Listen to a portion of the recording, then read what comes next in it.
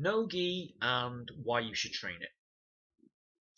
I am a big fan of no gi stuff for realism.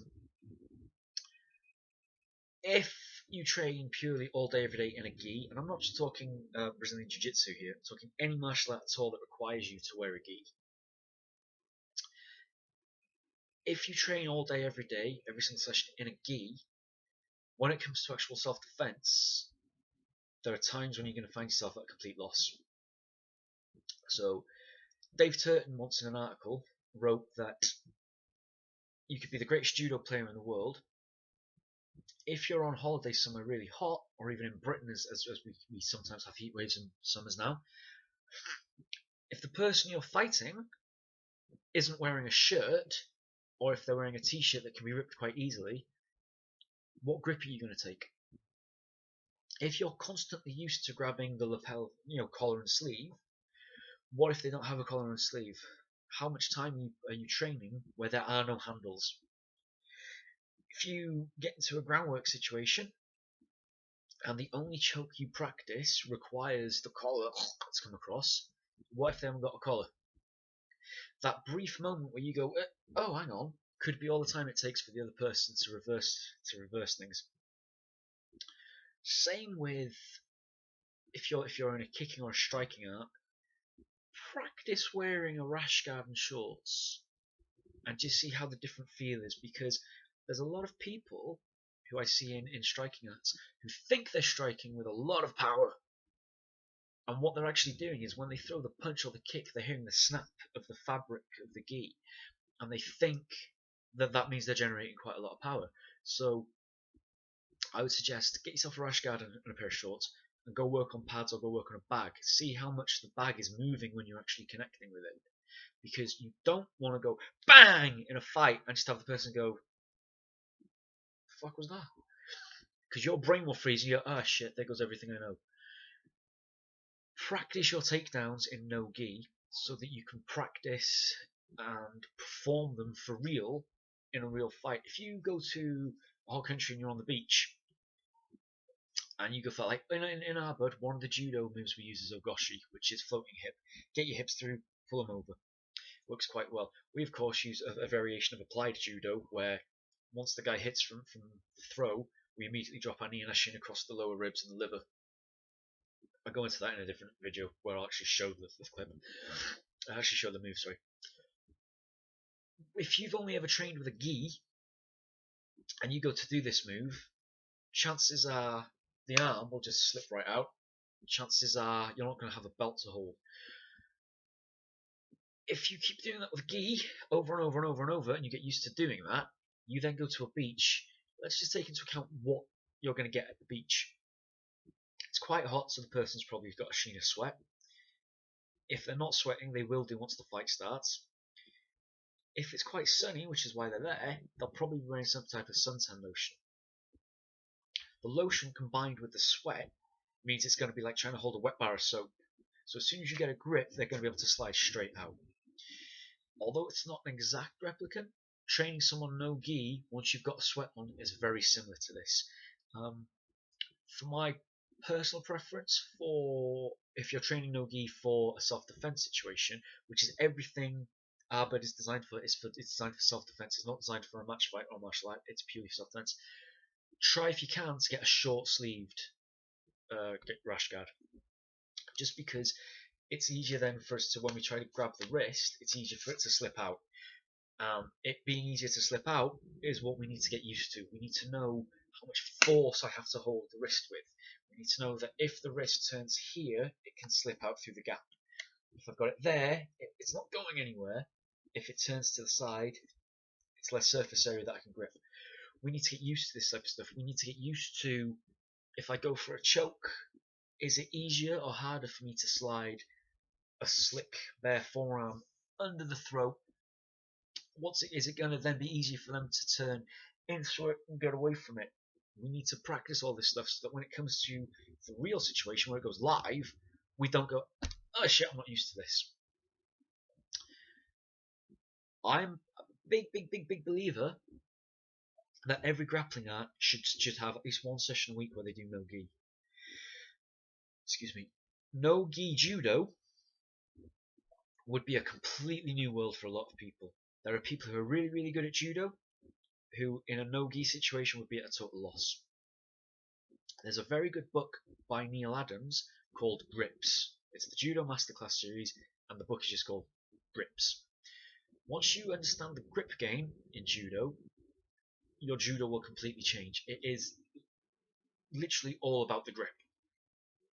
The guy who gets the better grip, 99 times out of 100, is the one who's going to win. Once you start doing no gi and you don't have handles, it becomes something different. Now, the few throws we have in our bud, which we've stolen quite upfront from judo, are primarily designed for vertical grappling with clothing. So at winter time, if someone's got quite a thick winter coat on, we can get a grip on that, boom, they go in. We do train with that, with what if you're wearing big thick gloves, all of this gets taken into account. However, there are certain throws in judo that work quite well without a gi. Ippon Seoinage, which is the shoulder throw, works quite well. Ogoshi, I said, works quite well. The trips and sweeps, such as Hizaguruma, which is a knee wheel, that's a variant because you have to sort of grip the back of the neck to pull them forward onto you. And Osotogari, which is sweeping the leg as you go in and sort of clothesline the head to one side. These work really well with someone who's not wearing anything to hold on to, which is why we drill them and drill them and drill them, because if you can get the stuff that works quite well with no gi and works quite well with a gi, then you don't need to have this huge, massive syllabus. Just take the stuff that translates quite well to both and drill and drill and drill and drill and drill them. You need to be prepared for the real world where if they are wearing a shirt, it's probably not going to be triple stitched to the point of a grappling gi where you can get a good grip on them.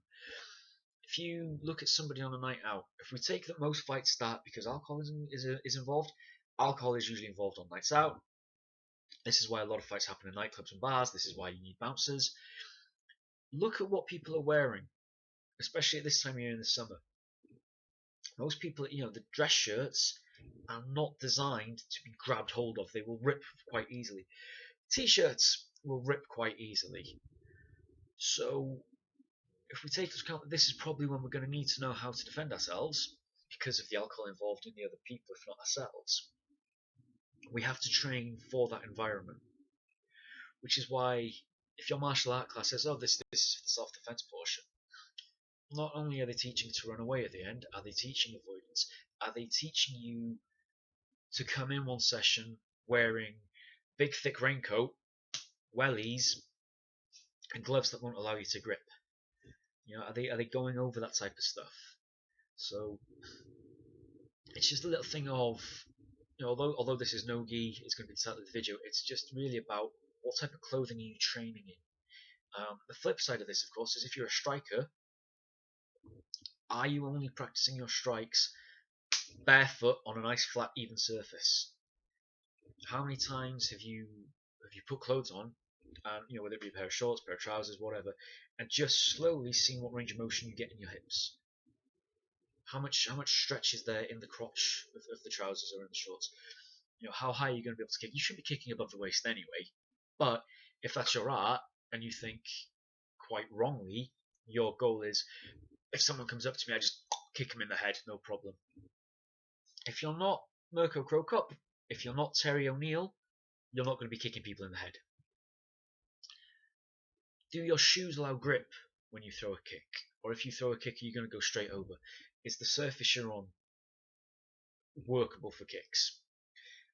I would probably say no. You're better off having both feet planted on the ground for balance and to generate power on your shots. But that's just me. Other people are different.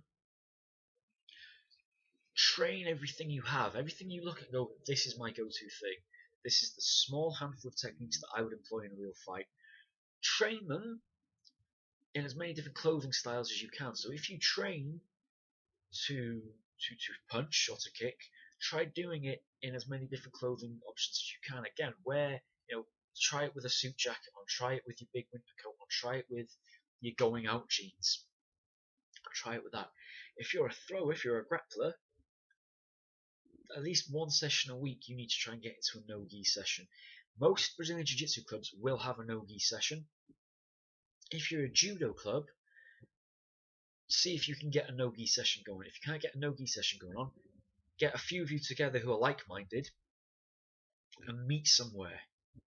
It's not ideal, it's not going to be very easy to do, but it is doable. You can put a couple of mats down in a garage and just train no-gi, and just, you don't need to be throwing each other with force, just see if there's enough grip to actually lift each other, because that's the main thing.